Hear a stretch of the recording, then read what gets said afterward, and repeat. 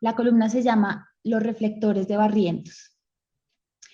En 2016, el Oscar a Mejor Película se lo llevó la historia del equipo investigativo Spotlight del periódico gringo The Boston Globe, que fijó sus reflectores en uno de los más escandalosos casos de pederastia cometida por curas católicos bajo el auspicio de los jerarcas de la Iglesia en los Estados Unidos. La pieza merecía el Oscar por sus actuaciones y su libreto, pero especialmente por visibilizar un relato silenciado. Una de las escenas más poderosas transcurre mientras una de las víctimas le cuenta a la reportera Sasha Pfeiffer que los abusos cometidos por los sacerdotes y el silencio cómplice de quienes tenían el poder de detenerlos condujeron a una afrenta para ella más dañina que la violencia sexual, la violación de su relación con Dios y con la fe. Sobre este mismo tema trata el libro del valiente periodista Juan Pablo Barrientos, Este es el Cordero de Dios, como también lo hizo en su pasada obra, Dejad que los niños vengan a mí. Por supuesto, la Iglesia Católica no ha escatimado esfuerzos en acosar judicialmente a Barrientos y a las víctimas que se atrevieron a contar su verdad con la intención de silenciarlos y desaparecer sus testimonios. La Fundación para la Libertad de Prensa llamó a esta lluvia de acciones un ataque coordinado para callar la verdad sobre la pederastia religiosa. Las investigaciones periodísticas, como lo hizo también la película Spotlight, develan con cuidado y acierto cuánta repugnancia se esconde detrás de esta forma de acoso y abuso sexual.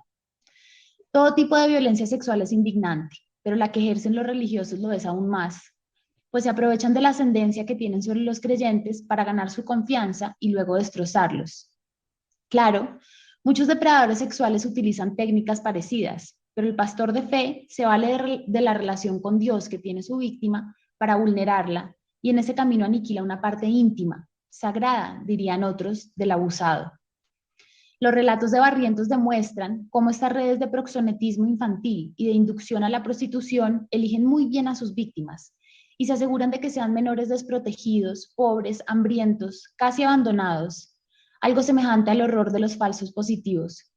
Cuando no lo son, se sirven también del orgullo que puede generar en una familia creyente el hecho de que el párroco fije su atención en uno de sus retoños. Este problema es, sin lugar a dudas, un cáncer sistémico que se carcome a las comunidades creyentes. A los violadores, en cambio, les pasa muy poco. La Iglesia Católica ha auspiciado y permitido que semejante fenómeno siga existiendo, y ya es grotesco el cúmulo de evidencias que demuestran que a los curas violadores los trasladan de parroquia en parroquia o se inician investigaciones en la justicia eclesiástica sobre las cuales poco sabemos, porque es tan eficaz como la justicia penal militar o la comisión de absoluciones del Congreso. Algo está podrido en el Palacio Apostólico y ese pus se riega sobre los feligreses. Como lo muestra Barrientos en el caso de la arquidiócesis de Villavicencio, existía una red de por lo menos 38 pedófilos y proxenetas. Tras unas pocas y tímidas denuncias de la comunidad, algunos fueron simplemente trasladados. Además, anclados en una interpretación abusiva y equivocada del concordato, el tratado entre el Vaticano y Colombia, firmado en 1887 y 1973, han buscado insistentemente rehuir a la justicia ordinaria, que tampoco se ha mostrado muy preocupada.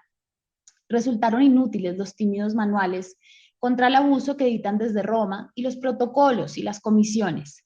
Si la Iglesia Católica quiere que le creamos que no es una institución encubridora de la violencia sexual nacida en su seno, ¿por qué acosa judicialmente a quienes se atreven a contar la historia?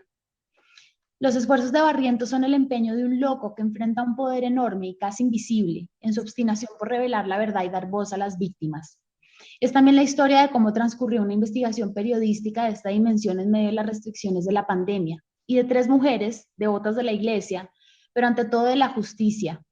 Pero es primordialmente la historia de Pedro y las miles de víctimas silenciadas que él representa, a quienes estos criminales de sotana les robaron su libertad sexual, su sistema de creencias y en muchos casos su vida. Este grupo de gente valerosa y el periodista que decidió escucharlos no compiten por un Oscar, luchan por sobrevivir a la tormenta de demandas y tutelas que ya enfrentan y enfrentarán por regalarnos periodismo útil y serio. La mejor estatuilla que pueden recibir es que leamos este libro. Eso es.